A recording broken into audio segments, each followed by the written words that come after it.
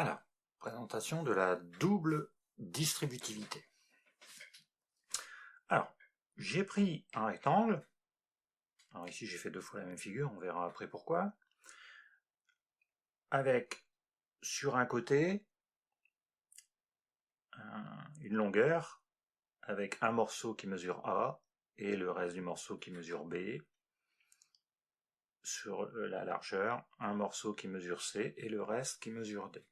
Je veux calculer l'aire du rectangle. Donc, longueur fois largeur. Donc, toute cette partie-là, une partie A, une partie B, ce sera donc A plus B. Et toute cette partie-ci, un morceau qui mesure C, un morceau qui mesure D, C plus D. On est bien d'accord? A, B, C et D, ce sont des nombres. Donc, si on calcule la surface de ce rectangle, on va calculer en faisant A plus B fois C plus D, fois largeur. Bon. Je prends le deuxième rectangle, qui est même que le premier, avec les mêmes divisions de segments sur longueur et largeur, sauf que cette fois-ci, je vais utiliser les divisions des longueurs pour découper ma figure. Et donc, je me retrouve avec un rectangle découpé en 4 rectangles. Je peux calculer l'aire de chaque rectangle. Celui-ci, je vais avoir A fois C. Celui-ci, B fois C. A fois D. Et B fois D.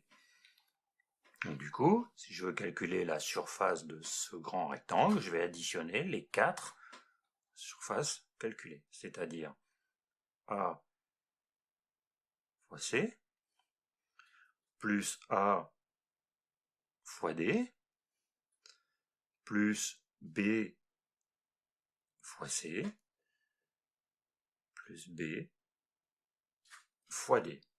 Et j'ai les mêmes rectangles, donc à la fin, j'obtiens les mêmes résultats.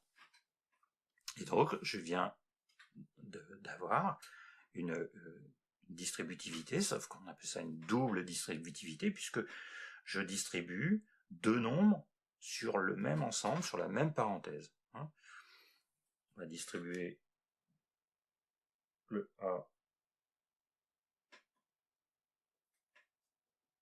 sur le C et le D, et on va distribuer le B sur le C et le D.